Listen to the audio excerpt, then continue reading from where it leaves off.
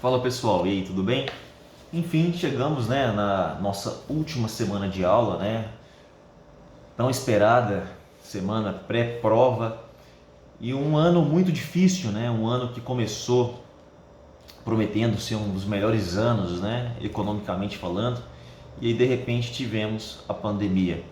Mas acredito que nosso semestre ele está sendo encerrado com bastante sucesso, não só na minha matéria, mas a matéria dos demais professores, vocês do nono período, finalizaram agora a apresentação de TCC, todos, todos aprovados, recorde de notas 10, então quero parabenizar vocês pelo esforço, pela dedicação, agradecer muito pela paciência que vocês tiveram comigo nas nossas aulas, E vamos lá, então vamos encerrar nosso semestre começando, agora na nossa penúltima matéria, antes de falar de procedimentos especiais, uma matéria curtinha, que é execução trabalhista.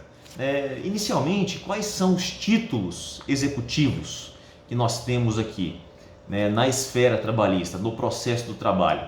Nós temos os títulos executivos judiciais, tá? E temos os extrajudiciais também.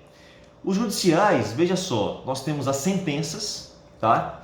Sentenças em que tenha tido trânsito em julgado, tá? Ou então sentenças que não tenham tido trânsito em julgado e acordos não cumpridos. Qual a diferença das sentenças? A sentença que já transitou em julgado, nós teremos uma execução definitiva, tá? Onde busca-se a execução, o cumprimento da obrigação, o cumprimento do pagamento ali das verbas trabalhistas e busca-se também satisfazer esse crédito e já libera esse crédito para o credor, para o reclamante, para o empregado. Tá? Agora, nós falamos isso na nossa aula de recursos, que as sentenças trabalhistas, quando elas são recorridas, quando nós temos um recurso, o recurso ele tem um efeito meramente devolutivo, tá? Então, não há efeito suspensivo no recurso trabalhista. Então, isso significa que eu já posso fazer uma execução provisória, da minha sentença, mesmo que não tenha tido trânsito em julgado. Então, enquanto a execução definitiva, a minha decisão já transitou em julgado, eu vou buscar de fato satisfazer esse crédito, receber e já liberar esse dinheiro para o credor, para o reclamante. Quando eu tenho uma sentença que não transitou em julgado, uma sentença que ela ainda está pendente de ser confirmada por um recurso, cabe-se a execução provisória, tá? Onde essa execução ela procede até a penhora. Tá? Então o valor ele é penhorado, o bem é penhorado, tá? Mas não libera-se esse bem, esse valor para o reclamante. Esse bem esse dinheiro fica depositado em juízo, ou o bem fica com o depositário fiel, até essa sentença ser confirmada, transitar em julgado e enfim ser liberado para então o credor, para o reclamante. Beleza? Então, nós temos também os acordos não cumpridos.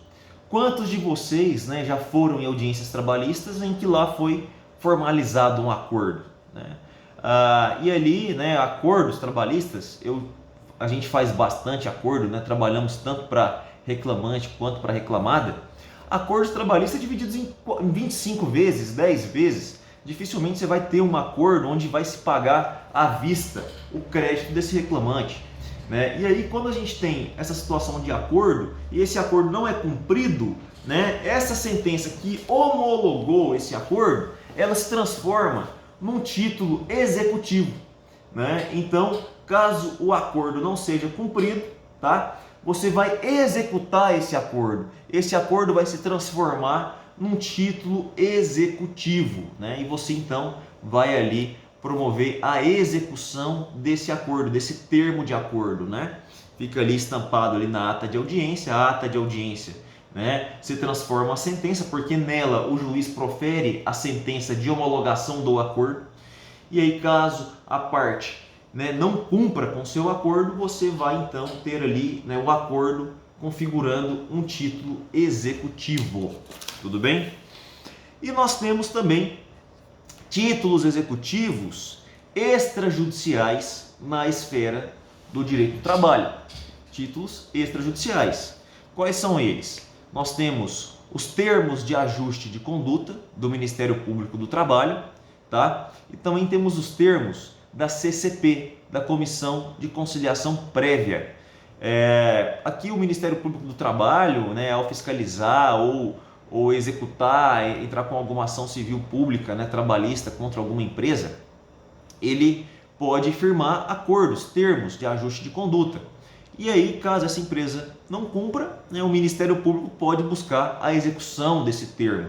E é um título executivo extrajudicial, em que pode-se já ser executado, buscar já o cumprimento daquele acordo, né, via processo do trabalho.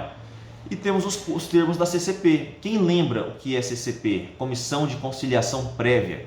Na esfera do trabalho, a CLT ela recomenda que seja criado no âmbito das empresas uma comissão de conciliação prévia para evitar a judicialização das demandas trabalhistas, né? Ou seja, a empresa com o respectivo sindicato elabora uma comissão de conciliação onde esse empregado, antes de entrar com uma ação, ele tenta fazer ali um acordo, né? E aí esse acordo, esse termo ali, caso seja de fato, né, tenha tido sucesso nessa conciliação, né, busca-se ali então formalizar esse acordo, e caso não seja cumprido, né, olha só, em vez de ele entrar com uma ação trabalhista, né, uma ação no rito ordinário, ou rito sumaríssimo inclusive, para buscar o reconhecimento de algum direito, ele já busca a execução daquela verba, né, daquele direito ali, né, que está estampado ali naquele título, né? E então nós temos esses títulos executivos extrajudiciais também. Agora, olha só, nós temos aqui algumas observações importantes para a gente fazer, né, quanto a outros títulos, né? Olha só, nós falamos até na nossa aula um dia, eu pedi para vocês fazerem para nós uma tabela de verbas indenizatórias e verbas de natureza salarial, né? Verbas de natureza indenizatória e verbas de natureza salarial. Qual era a principal diferença? As verbas indenizatórias, você paga a verba indenizatória e nada mais. Agora, quando a gente tem verbas de natureza salarial, né, além de pagar aquela verba, nós temos também que pagar o quê? A contribuição previdenciária que incide sobre aquela verba, né? Então, não é só pagar aquele valor principal. Existe, né, também uma verba previdenciária que incide sobre aquele acordo, aquela sentença, né? Quem aqui já foi numa audiência e aí foi feito um acordo, foi proferida uma sentença onde o juiz pede, né, no caso de acordo, na verdade, né, onde o juiz pede para as partes discriminarem a natureza do acordo, das verbas do acordo. Tantos R$1.000 é de salário atrasado, tantos mil é de dano moral, tantos mil é de aviso prévio indenizado, né? Então, quando a verba ela tem natureza salarial, há incidência de contribuição previdenciária e essa contribuição, né, a empresa, né, o reclamado tem que pagar, e caso não pague, a Justiça do Trabalho, não a Justiça Federal, possui competência para executar, né, as verbas previdenciárias, né, dos acordos e sentenças que ela proferiu ou homologou, né? No caso do acordo, homologou, tá? Então, é competência da Justiça do Trabalho executar contribuições previdenciárias devidas nas suas sentenças ou em seus acordos. Beleza?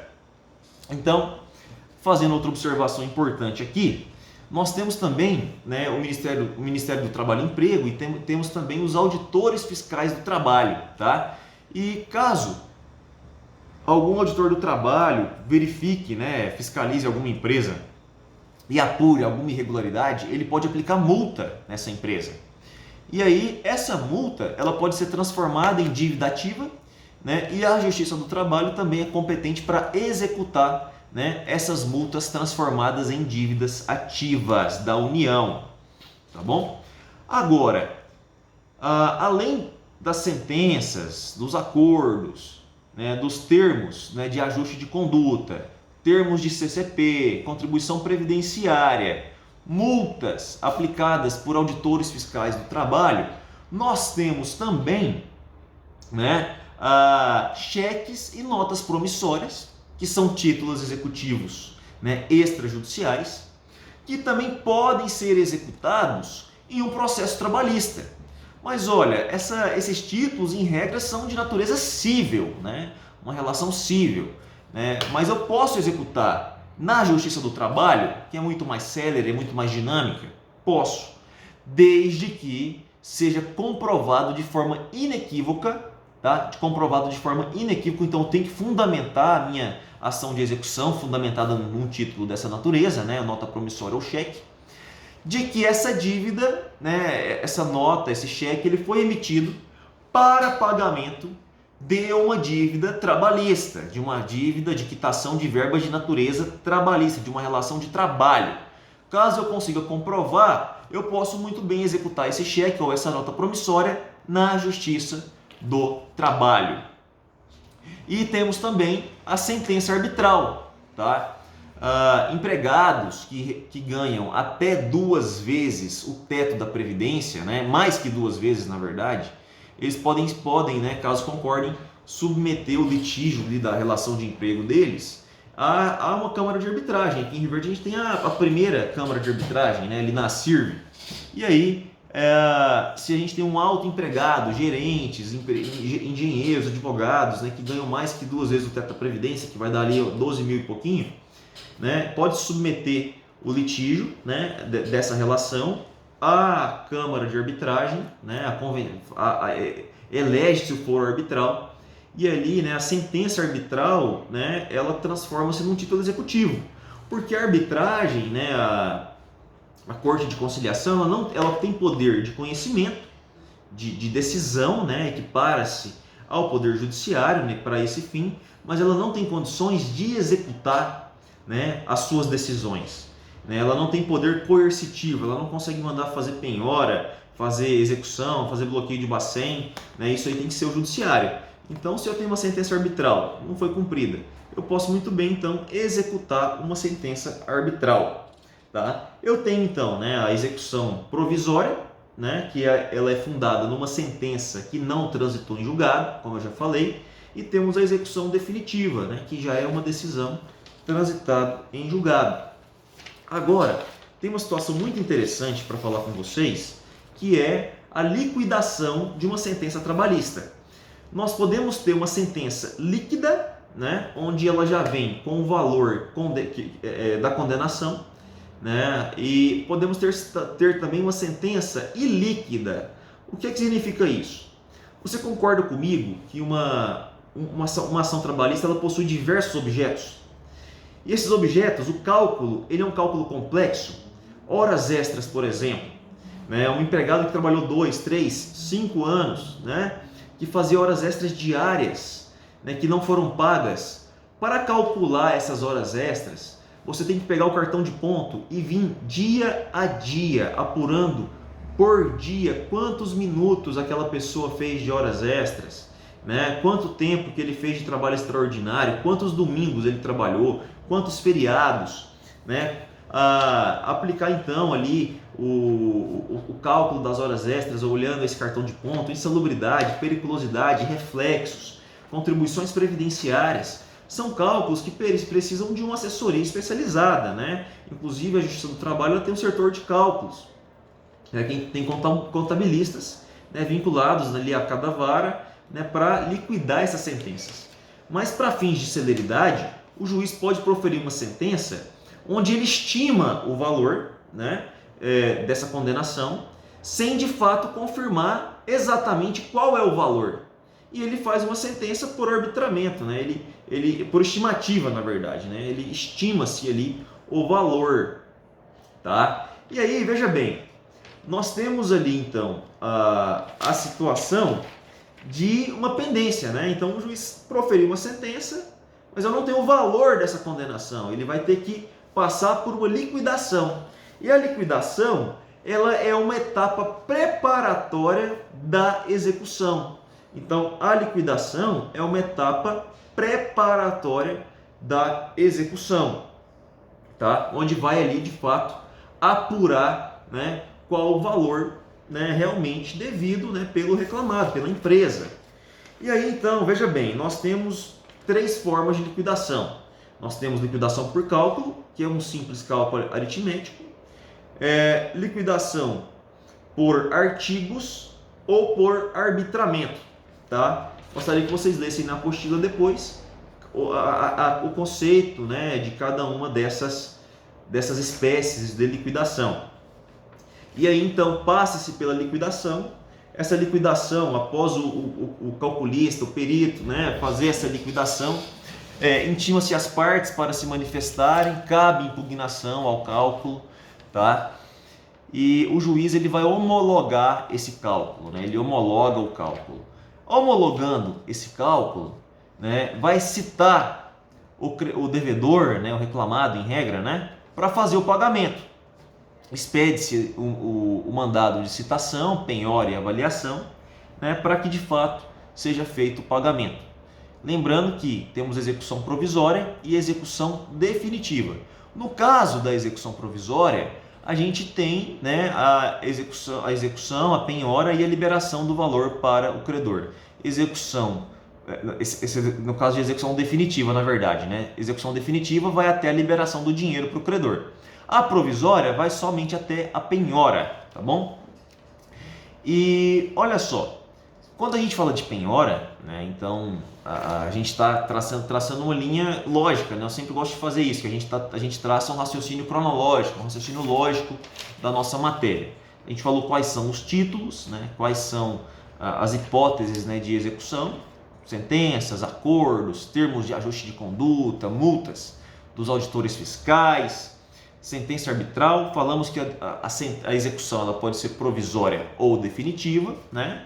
E falamos então que a sentença ela pode vir de maneira ilíquida ou líquida, né? Caso ela venha de maneira ilíquida, né?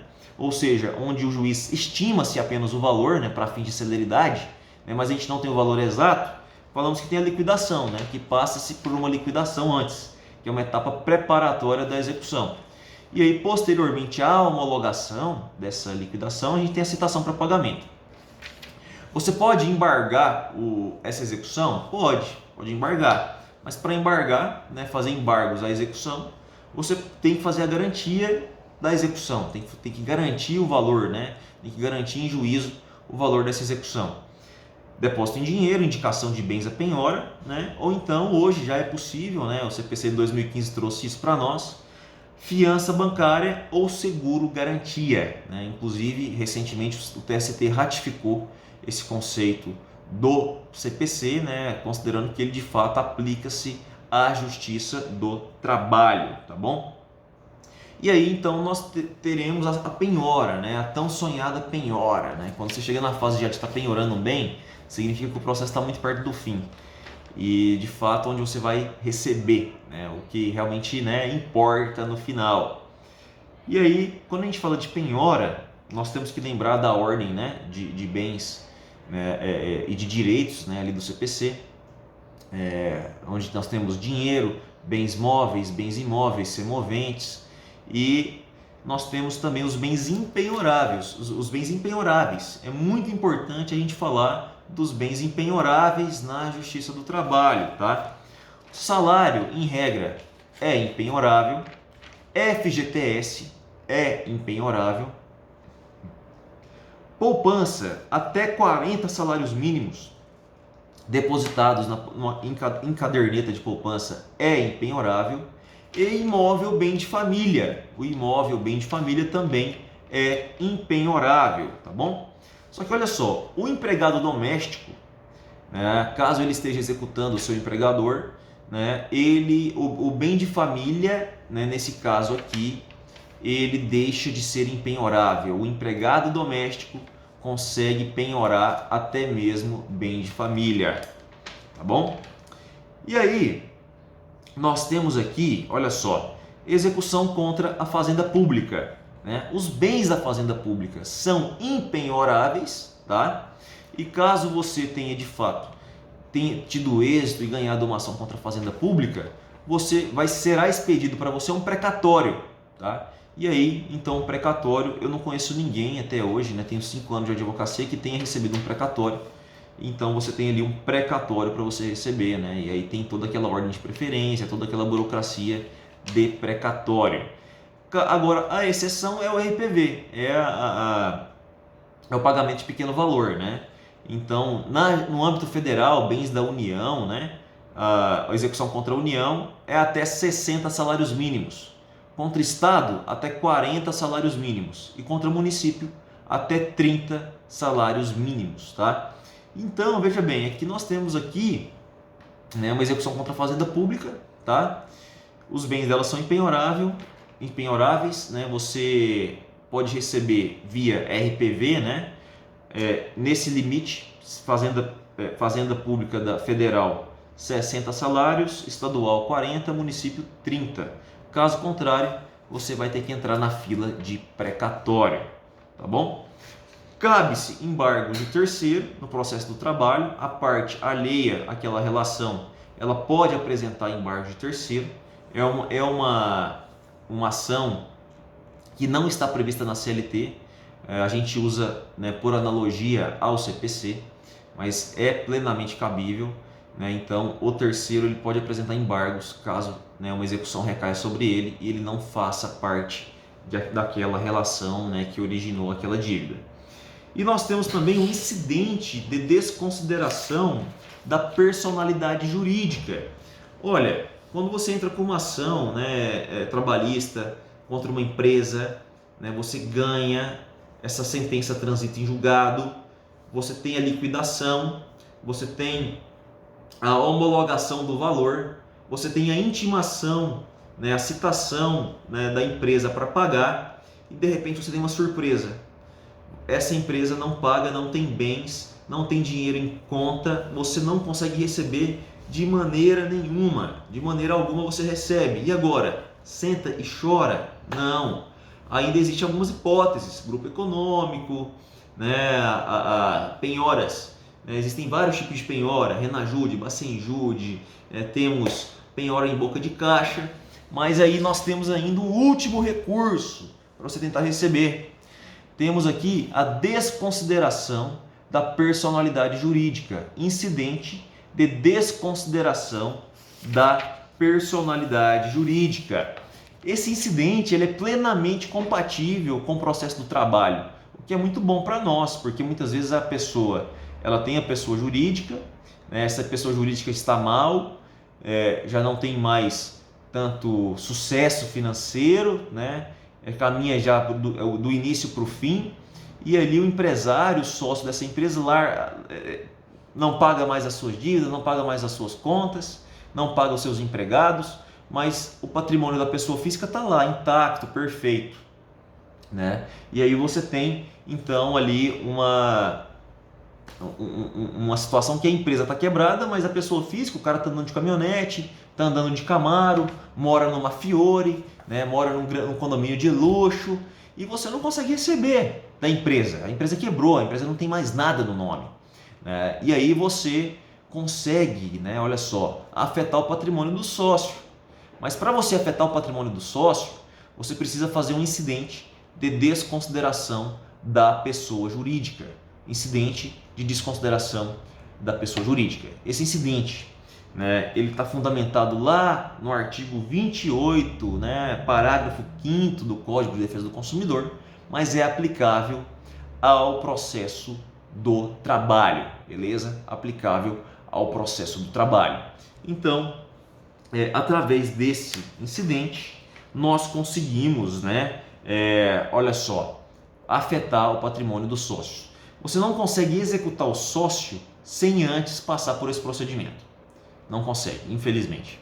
Né? Mas você pode já pedir na sua petição inicial, né, que o juiz já na sentença faça a desconsideração. Caso você tenha indícios que você vai entrar com uma ação contra uma empresa onde ela já está quebrada, já não tem caixa, né, já há indícios de fraude, né? mas caso contrário você não peça na sua petição inicial, é necessário a instauração desse incidente, tá bom? É muito importante isso, porque muitas vezes você vai receber de fato, né, somente no patrimônio do sócio, da empresa já não tem mais nada, né? O cara já limpou, né? Já a empresa está super negativada, não tem bens, mas aí você faz esse incidente, né, que está previsto lá no Código de Defesa do Consumidor, e aí de fato você consegue, né, receber esse valor, né? Então é muito importante esse incidente para você receber do sócio. Sem ele você não consegue, tá bom? E aí por último, para encerrar, né, a matéria de execução, nós temos a exceção de pré-executividade. Exceção de pré-executividade vocês já devem ter estudado ou estudaram agora, acredito que tenha sido agora, né? Que o procedimentos especiais é no 8º, né? Vocês estão no 9º, na ação de procedimento de execução. Nós temos a exceção de pré-executividade, que é uma defesa do executado, que é de uma construção doutrinária. Né? A exceção de pré-executividade, ela constitui um meio de defesa do executado quando esse executado ele vai alegar matérias de ordem pública, nulidade do título, né? Erros materiais. Então não existe fundamentação legal para essa execução. Ela é uma construção doutrinária, né? Ela é feita através de uma simples petição interlocutória e ela é cabível, é aceitável que essa execução seja feita no processo do trabalho. Como é uma petição interlocutória, onde você vai atravessar ela no meio do processo de execução, a decisão também é interlocutória. Aí dessa decisão cabe-se, né, aplica-se ali, né, a questão da irrecorribilidade das decisões interlocutórias. Então você consegue recorrer de uma decisão interlocutória, né, da exceção de pré-executividade? Consegue, você consegue. Mas como é que você consegue isso? Através de um mandado de segurança. E o recurso aqui é um mandado de segurança. Beleza? Então, falamos todos os pontos. Leia a apostila, tá? Muito importante a leitura da apostila. Né? A gente já está encerrando já 30 minutinhos já falando de execução. E, pessoal, estou à disposição. Qualquer dúvida, né, mandem mensagem. Né? Vocês têm meu WhatsApp. E aí nós vamos na próxima aula agora, que eu já vou gravar, colocar para vocês, procedimentos especiais da Justiça do Trabalho, né, que é um tema super simples também, super rápido, super bacana de falar. Tá bom? Então um abraço, aguardo vocês na nossa revisão, sexta-feira, né, às 19 horas. Então, um abraço, obrigado, até mais, falou, se cuida, fique em casa se puder.